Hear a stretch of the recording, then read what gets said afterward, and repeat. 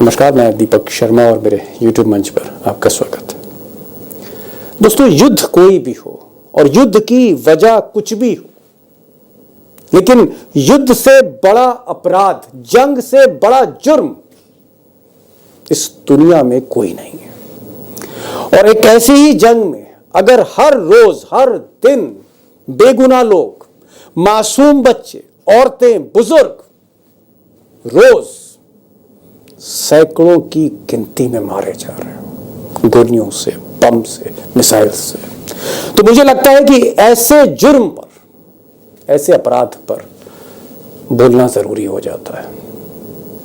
अब दोस्तों, अगर फिलिस्तीन से हमारे बरसों बरस के एक इमोशनल रिश्ते रहे हों और इजराइल से भी हमारे दशकों से एक व्यापारिक रिश्ते रहे हों, खासकर डिफेंस के, और इन दोनों के बीच में ही जंग हो जाए,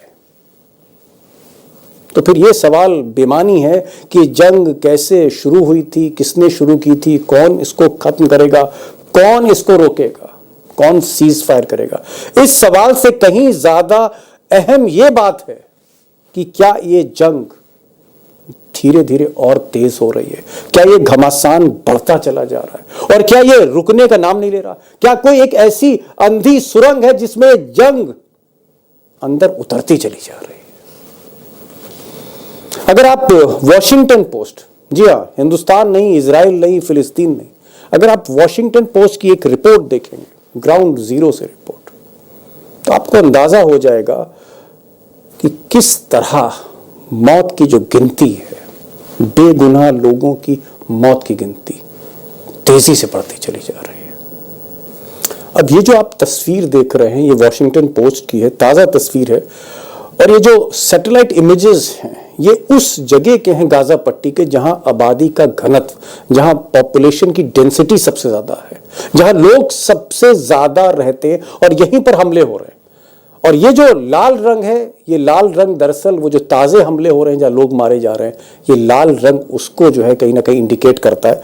और ये जो ऑरेंज कलर है, ये जो पुराने हमले हुए, यानी इन जगहों पर हमले बरसों से हो रहे थे, वो ऑरेंज कलर में, और जो ताजे हमले हैं घनी आबादी के इलाकों में, वो रेड कलर से। और अगर आप गौर से देखेंगे तो धीरे धीरे ये जो लाल रंग है हर दिन बढ़ता चला जा रहा है। और यही जो लाल रंग है, ये हमें और आपको दंग कर रहा है।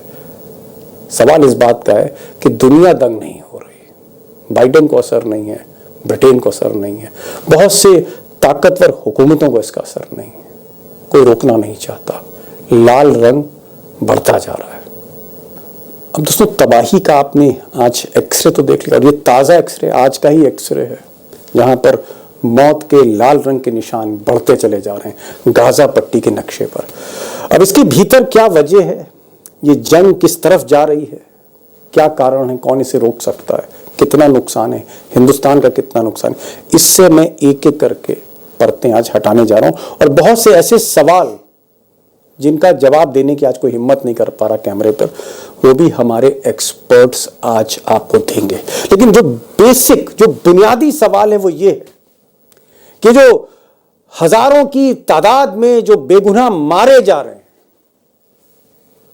ये संख्या कब रुकेगी, इस पर पूर्ण विराम, फुल स्टॉप कब लगेगा और कौन लगाएगा। और सबसे बड़ी चीज, क्या हिंदुस्तान जिसके इमोशनल रिश्ते फिलिस्तीनियों से रहे हैं, और वो हिंदुस्तान जिसके बिजनेस रिलेशन इजराइल से रहे हैं, और वो हिंदुस्तान जो सऊदी अरब, जॉर्डन, इजराइल, ग्रीस से होता हुआ यूरोप तक एक नया रास्ता बना रहा हो व्यापार का, एक नया कॉरिडोर बनवा रहा हो व्यापार का, क्या वो भारत एक बेहतर भूमिका निभा सकता है इस जंग में पूर्ण विराम लगाने की, या कम से कम अर्ध विराम लगाने की, या कम से कम सीज फायर करने की? कि भारत पहल करने जा रहा है या करेगा?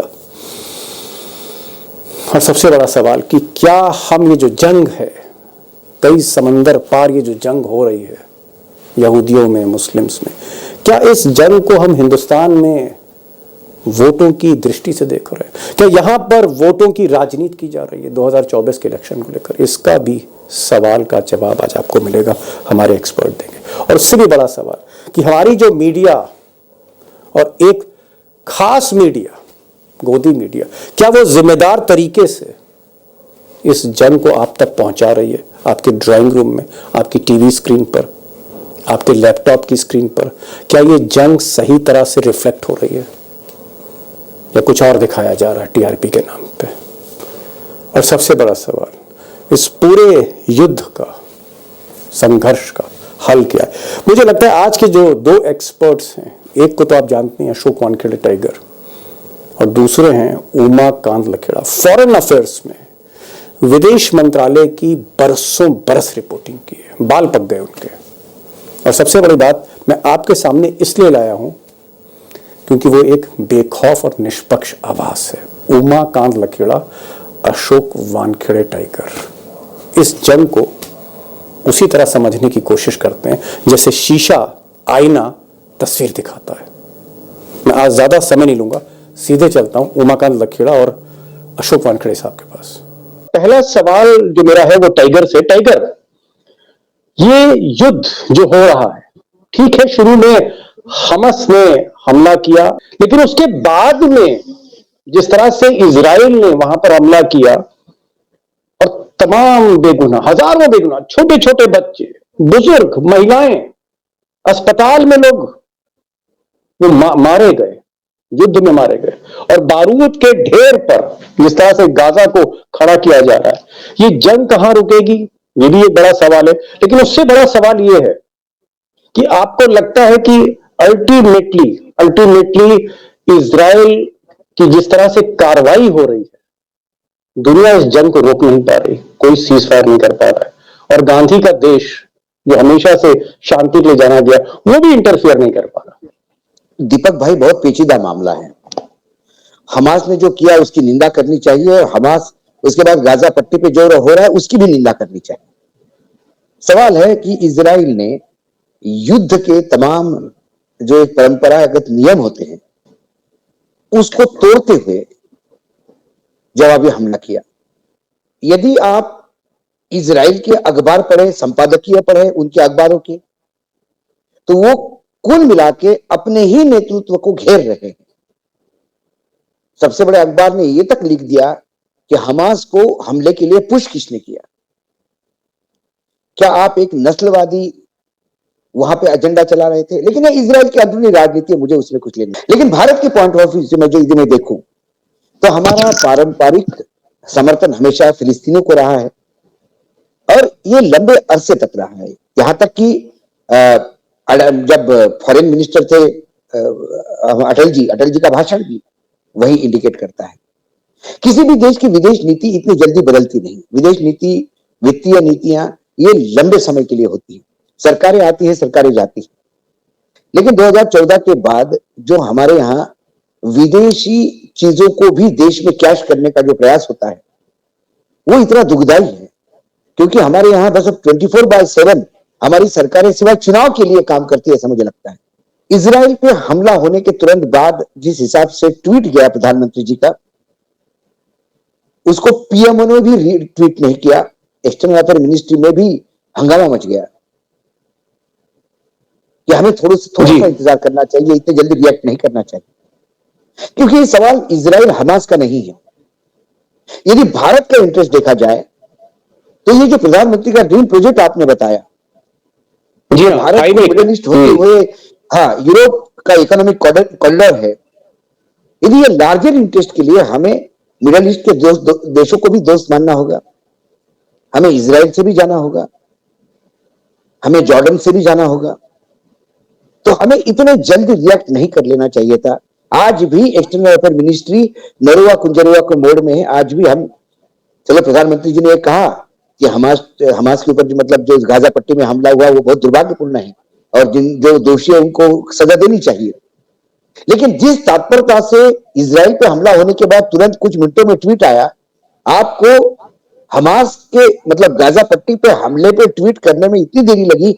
जब तक अमेरिका के राष्ट्रपति ने नहीं कहा कि ये गलत हुआ है तब तक आप चुप रहे। क्या आप अमेरिका के हाथ में टूल बन के खेल रहे हैं?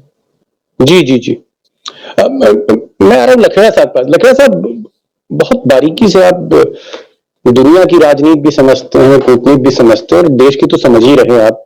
ऐसे ही बाल नहीं पके आपके। मैं आपसे पूछना चाह रहा था कि मैं देख रहा हूं कि 2-3 दिन पहले हमारे विदेश मंत्री जयशंकर जी वियतनाम जाते हैं, गांधी की प्रतिमा का अनावरण होता है, गांधी की मूर्ति पे फूल चढ़ाते हैं। मोदी जी भी गांधी की मूर्ति पर फूल चढ़ाते हैं, चाहे अमेरिका जाए चाहे जर्मनी जाए। कि गांधी के इस देश को क्या पैगाम देना चाहिए, इजराइल को खासकर, जो लगातार बॉम्बिंग कर रहा है। छोटे छोटे बच्चे मैं देख रहा हूं, 6-6 महीने के, 8-8 महीने के। कुछ लोग तो अस्पतालों में इलाज कराते ही जहां जिंदगी के लिए गए थे वहां मौत लेके आए बम से अस्पताल में। क्या लगता है आपको, व्हाट्स गोइंग रॉन्ग? मैं दो चीजें बताना चाहता हूँ इस पूरे मामले पर जो आपने वृत्तांत शुरू किया कि ये देखिए कि ये जो बुड्ढे गुड़िया का खेल नहीं होता है। मैं कूटनीति का एक बहुत बड़ा सिद्धांत आपको बताना चाहता हूं कि समझदारी इसी में होती है कि जब पूरी दुनिया में युद्ध हो रहा हो या युद्ध का उन्माद हो रहा हो, तो एक मैच्योर्ड कंट्री और एक बड़ा देश, जिम्मेदार देश को, एक रिस्पॉन्सिबल कंट्री को शांति की बात करनी चाहिए। तो आप क्या कहना चाह रहे हैं? अगर मैं पूछूं, मैं लखेड़ा साहब, हाँ। अगर मैं कहूँ, आपको क्या लग रहा है कि इजराइल कुछ अति कर रहा है, इजराइल को थोड़ा रिस्ट्रेंट रखना चाहिए था? देखो मैं नेतन्याहू का आपने नाम लिया। सबसे पहले तो मैं बता दूं कि 1998 में ओस्लो संधि हुई थी, और ओस्लो संधि में आप गूगल पर देखेंगे और आपके जो दर्शक देखेंगे, ओस्लो संधि जो हुई थी उसके ठीक विपरीत आज नेतन्याहू का आचरण है। ठीक उसके खिलाफ अपनी ही जो ओस्लो संधि का जो पूरा जिसको पैरामीटर्स है उसका उन्होंने, इजराइल ने उल्लंघन किया है। हम ये कह रहे हैं कि शांति की बात क्यों नहीं हो रही है? प्रधानमंत्री को तत्काल लोगों से ऐसा करके कि भाई जहां पर है उसको वहां पर रोका जाए।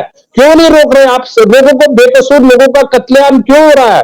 जो जिन लोगों का कोई कसूर नहीं है, उनका कोई वास्ता नहीं है। कोई हमास का कोई इलेक्शन हुआ क्या फिलिस्तीन में, गाजा पट्टी में, कि चुनाव करके वोट करके उनको नेता बनाया हो? वो तो एक अंडरग्राउंड ऑर्गेनाइजेशन है और वो दुनिया, उनका नेटवर्क है। अब उन्होंने किया है तो आप उसको अपने डिफेंस में, तो आपने जो कुछ किया है, मैं समझ गया। इजराइल ने एक बात खत्म कर रहा हूं, इजराइल ने सेल्फ डिफेंस जो इजराइल ने किया है फिलिस्तीन के खिलाफ और गाजा पट्टी के मासूम लोगों के खिलाफ, उसको आत्मरक्षा, सेल्फ डिफेंस नहीं कह सकते। ये जिसको कहते हैं, आपने बूचड़ खाने में तब्दील कर दिया पूरे गाजा पट्टी को, और बेरहमी से आप लोगों को मार रहे हैं अस्पतालों में। मैं ये नहीं कह रहा हूं कि अस्पताल में, अभी क्योंकि पुष्टि नहीं हुई, मेरे पास कोई कैमरा नहीं है कि मैं ये जस्टिफाई करूं कि किसने किया। सवाल ये है कि आप बेकसूर लोगों को लाइसेंस किसने दिया आपको? अगर आप पर आतंकवादी हमला हो तो बेकसूर लोगों को आप मारेंगे, निहत्थे लोगों को मारेंगे, औरतों को, बुजुर्गों को, बीमार को, छोटे छोटे अबोध बच्चों को, महिलाओं को, जिनका दूर दूर तक कोई उस आतंकवाद से कोई वास्ता नहीं है, जिनका हमास से कोई वास्ता नहीं है, क्या उन लोगों को मारने का लाइसेंस मिलाया आपको क्या? तो ये सारे सवाल हैं, और ये मैं आपको बताना चाहता हूं कि ये ऐसी अंधेरी सुरंग में पूरी जंग चली गई है जहां से भारत की कूटनीति को बाहर निकालना और इजराइल का इससे बाहर निकालना, इवन अमेरिका का बाहर निकालना बहुत मुश्किल है इस पूरी जंग में। टाइगर, मैं फिर से आ रहा हूं, इस जो कॉरिडोर बन रहा था, जो भारत से सऊदी अरेबिया और दुबई होता हुआ, इजराइल होता हुआ, जो यूरोप ये कॉरिडोर जा रहा था, बिजनेस कॉरिडोर कह लीजिए, कम्युनिकेशन का कॉरिडोर कह लीजिए, आप यूं कह लीजिए कि व्यापार के नए रास्ते भारत खोलना चाह रहा था। आपको लगता है कि ये जो जंग हो रही है, और ये जंग कहीं रुकती हुई दिख नहीं रही है, बदले की भावना से जंग हो रही है, और ज्यादातर जो ये रास्ता जा रहा था भारत का, ये सऊदी अरब से जा रहा था, ये दुबई से जा रहा था, ये जॉर्डन से जा रहा था, आपको लगता है कि ये प्रोजेक्ट, और मोदी जी काफी इसमें लगे हुए थे, क्या ये प्रोजेक्ट आपको कहीं ना कहीं इस पर संकट के बादल दिख रहे हैं? ये दीपक भाई, ये सिर्फ प्रोजेक्ट की बात नहीं है। ये प्रोजेक्ट तो खटाई में पड़ जाएगा। ये तो प्रोजेक्ट अभी शुरुआत हुई थी। अभी जो स्पीकर सम्मेलन हुआ G20 का, उसमें भी प्रधानमंत्री जी ने इस प्रोजेक्ट में लोगों को इन्वाइट किया, इन्वेस्ट करे। कौन इन्वेस्ट करेगा? आपकी मनीषा क्या है? आपको या तो न्यूट्रल रहना चाहिए। आपको इतने जल्दी पैनिक, मतलब इतने जल्दी रिएक्शन दे देते हैं, तो आप किसके हाथ में खेल रहे हैं? आप सिल्क रूट के बराबर का खेल खेलना चाहते हैं। अभी सिल्क रूट को लेके कल ही चीन के राष्ट्रपति ने फिर कड़ा एक बयान भी दिया है वो अपने सिल्क रूट के लिए बिल्कुल लगे हुए हैं। आज ये हमने जो प्रोजेक्ट कंसीव किया था उसका तो मुझे ऑपरेशन होता हुआ दिखाई दे रहा है, जिस हिसाब से हम बात कर रहे हैं।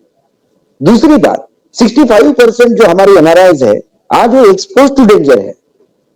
आज जब हम ऐसी बातें करते हैं तो वो भी मुस्लिम कंट्री में हिंदू है, उनका क्या, उनको भी आप एक्सपोज कर रहे हैं, क्योंकि आपका गोदी मीडिया और आपका जो ये अंधभक्ति की फौज है, ये जो सोशल मीडिया पे ये सबसे ज्यादा डैमेजिंग कर रहे हैं, क्योंकि आपने उनको एक जगह दी है बोलने की। आपका ये कहना है कि हमारी जो गोदी मीडिया है, जिस तरह से वो एक भक्त बन के रिपोर्टिंग कर रही है, उसको कॉन्सिक्वेंसेस, इसके परिणाम क्या है उसकी कोई चिंता नहीं। वो ये भूल गई गोदी मीडिया कि दुबई हो, सऊदी अरब और खासकर दुबई, हर व्यापारी का दूसरा भाई वहीं रह रहा है।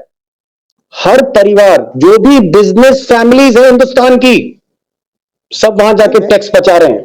वो चाहे अडानी साहब के भाई हो, चाहे वो हीरा नंदानी हो, उनका बेटा हो, आप कोई भी बिजनेस घराना बताइए, सब के सब आपको मिडिल ईस्ट में मिलेंगे। तो आपका ये कहना है कि जो हिंदू बिजनेस फैमिलीज है हमारे देश की बड़ी, वो वहां रह रही है, हमारे फिल्म स्टार्स वहां रह रहे हैं। इन सबका ख्याल रखना चाहिए कि भाई हमारे बहुत से नागरिक वहां पर रह के बिजनेस कर रहे हैं, व्यापार कर रहे हैं, पैसा छाप रहे हैं, कमा रहे हैं, और आप इस तरह की रिपोर्टिंग कर रहे हैं। आप ये कहना चाह रहे हैं? मैं जो करोड़पति लोग हैं, एक्टर्स है, वो तो अपने लिए सेल्फ का डिफेंस की व्यवस्था कर लेंगे, वो तो बाउंसर रख लेंगे, वो तो सिक्योरिटी एजेंसी रख देंगे। मैं उसकी बात कर रहा हूं जो वहां टैक्सी चला रहा है, मैं उसकी बात कर रहा हूं जो एयरपोर्ट सर्विस दे रहा है, मैं उसकी बात कर रहा हूं जो वहां प्लम्बिंग में है, मैं उसकी बात कर रहा हूं जो वहां बाकी काम करता है, बड़े का काम कर रहा है, छोटे मोटे काम, पढ़ाई का काम कर रहा है। और वो लोग जो घर पैसे भेज रहे हैं, वो बहुत बड़ी एक इकोनॉमी है, पैरेलल इकोनॉमी, उसको आप कहीं ना कहीं खच्चीकरण कर रहे हैं बिना वजह। आप करना, अभी कनाडा का उदाहरण देख लीजिए। कनाडा में एक भारत का विरोधी, एक खालिस्तानी आतंकी समर्थक मारा जाता है, भारत सरकार ने कहा हमने नहीं मारा, हमारा कोई लेना देना नहीं। कनाडा के लोगों ने कहा कि आपने मारा, हमने कहा हमने नहीं मारा, बात यहां तक खत्म थी। सारे गोदी मीडिया टूट पड़े, अंदर घुस के मारा, और अब देखिए मोदी जी आए तो क्या होंगे, और 4 को मारेंगे, और इस बार कनाडा को भी नहीं छोड़ेंगे। अमेरिका के मतलब व्हाइट हाउस के स्पोक्स पर्सन को निकलना पड़ा बाहर और ये बोलना पड़ा, the section of media in India is reporting like that, कि अमेरिका भी साथ नहीं है, ऑस्ट्रेलिया भी साथ नहीं। उन्होंने कहा कि we are with Canada and American, the Indian government will have to cooperate Canadian government in the entire investigation. वहां ऑस्ट्रेलिया ने अपना एक रिलीज दे दिया। तो अंतरराष्ट्रीय स्तर पे हमारी ये जो हवाबाजी है, एयर कंडीशन स्टूडियो में बैठ के, और हमास में जो रिपोर्टिंग कर रहे हैं, जितने भी ये गाजा पट्टी पे कोई नहीं गया है, ये जितने भी रिपोर्टिंग करने गए हैं, वो जहां युद्ध, वहां बमबारी हो गई है, जो टूटे फूटे मकानों के सामने खड़े होके पीस टू कैमरा करके बताते कि युद्ध करने गए। लेकिन साहब, टाइगर ने एक बड़ी बात उठाई, उन्होंने कहा कि भाई कभी भी इंटरनेशनल अंतरराष्ट्रीय मंच पर जहां पर जंग हो रही है, एक पक्ष यहूदियों का है, एक पक्ष मुसलमानों का है। मिडिल ईस्ट बेसिकली एक मुस्लिम रीजन है, Jordan, Syria, Egypt, Saudi Arabia, Kuwait, फिर इराक, फिर जितने भी देश हैं वहां पर, वो सब के सब मुस्लिम कंट्रीज के बीच में एक इजराइल है। वहां पर आपको किस तरह से बोलना है, हमारी मीडिया को किस तरह से बात करनी है, हमारी मीडिया को किस तरह से वहां पेश आना है? क्या आपको लगता है कि जो हमारी टीवी मीडिया के जो रिपोर्टर्स वहां गए हैं, वो एक रिस्पॉन्सिबल रिपोर्टर जो होना चाहिए, जो कंट्री को रिप्रेजेंट करे, क्या आपको ऐसा नहीं लगता? क्योंकि मैं देख रहा था कई ऐसे रिपोर्टर हैं जमीन पर लेट लेट के वो माइक लेके बोल रहे थे, और वहां पर बकायदा वहां के सैनिकों ने मना किया, ये तरीका नहीं है, इसको नाटक मत करिए। क्या लगता है आपको कि हमारा जो स्तर है रिपोर्टिंग का, वॉर रिपोर्टिंग का, वो बहुत नीचे आ गया है? जो इस तरह के जो सेंसिटिव, दो तरह की चीजें, ये तो आप डिप्लोमेसी कवर कर रहे हैं और इस तरह के कॉन्फ्लिक्ट जोन में आप हैं। तो कॉन्फ्लिक्ट जोन में निश्चित रूप से खतरों में जर्नलिस्ट को खतरा भी है कि उन्हीं पर बम गिर गया, कुछ हो जाए। मैं मानता हूं कि सबसे पहले तो आपको उस क्षेत्र की, जहां आप गए हुए हैं कवर करने के लिए, उस क्षेत्र की जो सेंसिटिविटी है, जो एथनिक प्रॉब्लम्स हैं, उनको जो बारीक समस्याएं हैं, जिन समस्याओं की वजह से वो एथनिक प्रॉब्लम शुरू हुई है, वो उस पर आप कोई जा ही नहीं रहे हैं। आप भारत का जो मीडिया है, मैं बड़ी जिम्मेदारी के साथ ये बात कहना चाहता हूं, अधिकतर, मैं प्रत्येक के बारे में नहीं बोल रहा हूं, मैं प्रिंट मीडिया की बड़ी बड़ी अच्छी स्टोरी पढ़ रहा हूं, वहां से, उस इलाके से, मिडिल ईस्ट से। तो लेकिन मैंने भी वार कवर किया, कारगिल की लड़ाई कवर की, लेकिन बड़े जिम्मेदार ढंग से एक एक शब्द का। जी टाइगर, लास्ट क्वेश्चन, क्योंकि इस तरह की चर्चा हो रही है और हम एक इंडिपेंडेंट फोरम है कि क्योंकि हमास और इजराइल के बीच में ये जो आप कह सकते हैं बमबारी है या कन्फ्लिक्ट है, उसको बहुत से लोग हिंदू मुस्लिम की तर्ज पर यहूदी और मुसलमानों के बीच में जो है, कहीं ना कहीं आप कह सकते हैं कि हिंदुस्तान में एक उससे सांप्रदायिक ध्रुवीकरण करने की कोशिश हो रही है। उसको, उस लड़ाई को हिंदुस्तान में एक उस पर राजनीतिक रोटियां सेकी जा रही। आपको लगता है ये बहुत नाजुक मौका है, दुनिया तीसरे विश्व युद्ध की तरफ भी जा सकती है, ये कन्फ्लिक्ट और बढ़ सकती है? कम से कम ऐसे नाजुक मौकों पे जहां रोज 1000 आदमी 500 आदमी बेगुनाह मर रहे हो, राजनीति नहीं करनी चाहिए। सबको रिस्पॉन्सिबल होना चाहिए, चाहे कोई पार्टी का कैडर हो, चाहे कोई पार्टी का सांसद हो, चाहे कोई पार्टी का मंत्री हो, देश में सबको रिस्पॉन्सिबल रहना चाहिए। मुझे लगता है कि ये यदि जल्दी नहीं रोका गया तो ये तीसरे विश्व युद्ध की शक्ल भी ले सकता है, क्योंकि रशिया, चाइना, कोरिया ये ऑलरेडी इस पे बात कर रहे हैं और ये कहीं ना कहीं फिलिस्तीन के समर्थन में उतर रहे हैं। बाकी जो मिडिल ईस्ट के देश है सब लामाबंद हो चुके हैं। अमेरिका और इंग्लैंड और यूरोप के कई देश इजराइल का साथ दे रहे हैं, लेकिन वो फिर भी उनको भी ये डर है कि कहीं ये युद्ध भड़क गया तो ये बहुत लंबा खेल होगा, इसलिए वो भी अवॉइड कर रहे हैं। और इसी हाल ही में जो गाजा पट्टी में जो एड आना शुरू हो गई है, जो अलग अलग देशों से, जो अमेरिका ने इजराइल को कन्विंस किया कि आप कम से कम एड आने दीजिए ह्यूमैनिटी ग्राउंड पे। दूसरी बात है कि भारत में हिंदू मुसलमान चाहे चुनाव में चलता हो, अमेरिका में ह्यूमन राइट्स बहुत बड़ा इशू है। तो जब गाजा पट्टी पे हॉस्पिटल पे हमला हुआ तो अमेरिका के राष्ट्रपति को भी चुनाव लड़ना होता है अपने देश में। उनको भी लगा कि यदि इसको मैं लगातार समर्थन करता रहूंगा कि ये जो बच्चों की किलिंग है, जो हॉस्पिटल में डॉक्टर्स के साथ मरीज मारे गए हैं 500 से ज्यादा, इनका कहीं ना कहीं हमें बैकलैश हो जाए, इसलिए ये सारे लोग तुरंत ह्यूमन राइट्स की बात करने लगे। और ह्यूमन राइट्स की बात करने के तहत ये कहते कि नहीं ये गलत हुआ, ये हुआ। उसके बाद भारत को भी लगा कि हमारा आका, जैसा कि उमर जी ने कहा कि हमारा आका जो है ये भी बोल रहा है कि भाई वो गलत हुआ है हमास के साथ, तो इन्होंने भी कह दिया गलत हुआ है हमास के साथ। ये कुल मिला के भारत शांति की बात करता, भारत ये कहता कि हमारे दोनों लोगों के साथ अच्छे संबंध है और हम चाहेंगे कि ये शांति स्थापित हो। भारत पूर्ण रूप से शांति की वार्ता करने के लिए तैयार है, दोनों गुटों से बात कर रहा है। तो एक बहुत ही बेहतरीन मैसेज जाता सबके लिए। आपने तुरंत ये जो प्रधानमंत्री का ट्वीट आया वो इतना डैमेजिंग हुआ, हालांकि उन्होंने ये ट्वीट मैं दावे के साथ कहता हूं कि आने वाले 5 चुनाव की राजनीति को देखते हुए किया, लेकिन कई बार आप चवन्नी उठाने के लिए पॉकेट से 1 रुपया मत गिराइए। आपको ये पता नहीं है कि आप छोटे लाभ के लिए आप कितना बड़ा हानि करने जा रहे हैं। जी कुल मिला के ये जो खेल हो रहा है ये कहीं ना कहीं भारत के लिए दुखदायी है। और शायद अब प्रधानमंत्री भी इसको समझ गए हैं, अब आजकल वो भी कॉशियस है, अंधभक्त भी बड़े कॉशियस हो गए। जैसे प्रधानमंत्री जी ने कहा कि भाई हमको बड़ी तकलीफ हुई है और जो गाजा पट्टी में हो गया, तो अभी अंधभक्त बोलने की स्थिति में नहीं है। लेकिन वो 2 बातें, एक बात और मैं कहना चाहूंगा, देखिए इसका कैसा पॉलिटिकल रिप्लिकेशन होता है। प्रधानमंत्री जी ने कहा कि हम इजराइल के साथ खड़े हैं, योगी जी ने कहा कि जो भी केंद्र सरकार के खिलाफ, जो केंद्र सरकार ने ली हुई लाइन के खिलाफ जो भी बोलेगा हम अरेस्ट करेंगे। फिलिस्तीन के पक्ष में कुछ यूनिवर्सिटी में लड़कों ने जुलूस निकाला और उनके ऊपर एफआईआर दर्ज होगी। अब भारत सरकार की नीति के खिलाफ क्या हुआ मुझे बताइए। भारत सरकार फिलिस्तीन को अपना दोस्त मानता है। यही हमारे जो विदेश मंत्री है, जो गांधी की प्रतिमा अभी आपने बताया और अनावरण करने गए थे, जयशंकर जी, इन्होंने हाल ही में पार्लियामेंट में स्टेटमेंट दिया कि हम इजराइल के साथ दोस्ती कर रहे हैं लेकिन फिलिस्तीन का साथ हमने कतई नहीं छोड़ा, हमारी दोस्ती बरकरार है। और यूपीए 2017 में, हाँ, 2017 में तो भारत ने वोट किया है अगेंस्ट में इजराइल के। उन्होंने ये भी कहा कि हम फिलिस्तीन को यूपीए सरकार से ज्यादा एड दे रहे हैं। अब मुझे बताइए उस फिलिस्तीन को जिसमें भारत सरकार अपना मित्र मानता है, यूनाइटेड नेशंस में उसके साथ खड़ा होता है, उसको यूपीए गवर्नमेंट से ज्यादा एड देता है, उस फिलिस्तीन के समर्थन में यदि कोई नारा लगाता है तो अपने देश में उसके ऊपर एफआईआर दर्ज होती है। यह है अंधभक्ति। क्योंकि कुछ अधिकारियों ने हमारे पंडित जी योगी जी को बता दिया और फिर उसके बाद आज तक के वेबसाइट पे मैंने आर्टिकल देखा कि योगी जी ने मोदी जी को भी मात दी।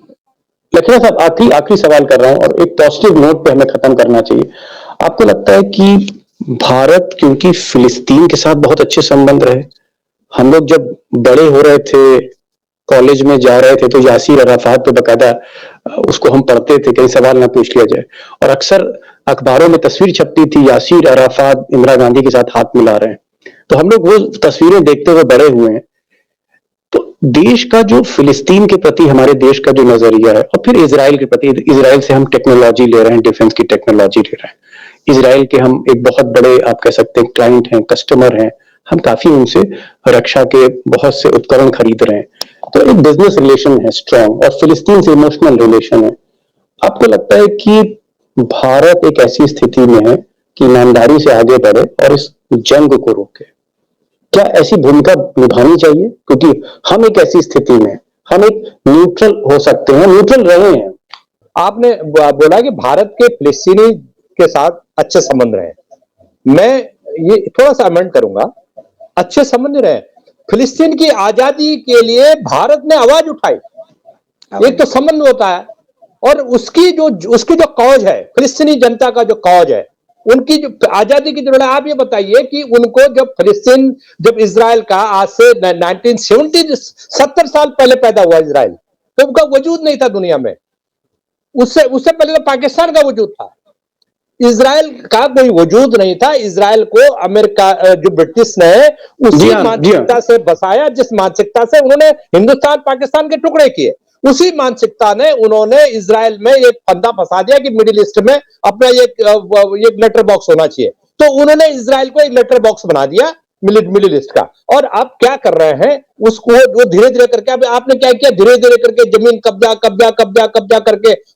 करके आपने जो 48% जो जमीन थी फिलिस्तीन की, आज पता है कितनी जमीन है? 12%। और ये जो अटैक हुआ है फिलिस्तीन पर, ये अटैक के बाद 3% 4% जगह रह गई। वेस्ट बैंक का जो 13% से ऊपर जो लैंड थी, वो कब्जा करके बैठा, वो कब्जे, वो लगातार, वो अपने लिए कोई लॉ नहीं मानता। मैं ये मानता हूं कि भारत की जो भूमिका एक मैच्योर्ड कंट्री की होनी चाहिए। भारत आज इस स्थिति में है कि भारत अमेरिका को भी समझा, जो प्लेयर है इस गेम में, जो प्लेयर हैं, उन प्लेयर के इंटरनेशनल प्रेशर डाले इजराइल पर कि आप अलग थलग पड़ जाओगे, आप युद्ध रोकिए, आप वहां लोगों को जो भूखे प्यासे, बीमार, बुढ़े बुजुर्ग, महिलाएं जो तड़प रहे हैं, अब खाने पीने की छोटी छोटी चीजें, उनके दूध, बच्चों को दूध नहीं मिल रहा है, कुछ नहीं मिल रहा, दवा नहीं मिल रही। कल मैं देख रहा था कि हॉस्पिटल में भूखा बच्चा है, भूख से तड़प रहा है वो बच्चा। मतलब आपको लगता है भारत को पहल करनी चाहिए?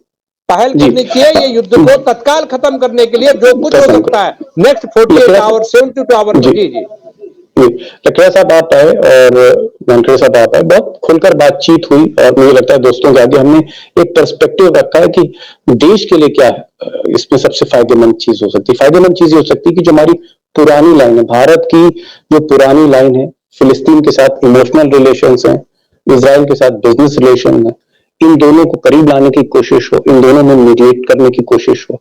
अमेरिका को भी समझाया जा सकता है, क्योंकि आज बाइडेन के जो संबंध है हिंदुस्तान से, मोदी से, वो भी बहुत अच्छे हैं। तो भारत को एक मीडिएटर की भूमिका निभाकर इस आग को बुझाने की कोशिश करनी चाहिए, और उससे फायदा देश को यह है कि अगर ये आग बुझती है, संबंध फिर से यथावत होते हैं, हमें बहुत समय लगेगा, लेकिन हमारा जो एशिया और यूरोप का जो कॉरिडोर है, बिजनेस कॉरिडोर, जो खटाई में पड़ गया, कम से कम उस व्यापार का प्रोजेक्ट फिर से शुरू हो सकता है। तो हमारे कहीं ना कहीं व्यापारिक हित भी हैं इसमें, इमोशनल हित तो हैं। और फिर सबसे बड़ी आबादी इंडोनेशिया के बाद मुस्लिम्स की हमारे यहाँ रहती है, और 65% हमारे एनआरआईज मिडिल ईस्ट कंट्रीज में रहते हैं, मुस्लिम कंट्रीज में रहते हैं, जो तकरीबन 20 से 25% रेमिटेंस देश के लिए कमाई का साधन है। तो ये सारी चीजें देखते हुए अगर ये जंग रुके और इसके रुकने की पहल भारत की तरफ से हो, यही सबसे बेहतर होगा। आप दोनों लोग आए, लखीरा साहब आपका बहुत बहुत शुक्रिया, और टाइगर आपका बहुत बहुत शुक्रिया। बहुत धन्यवाद।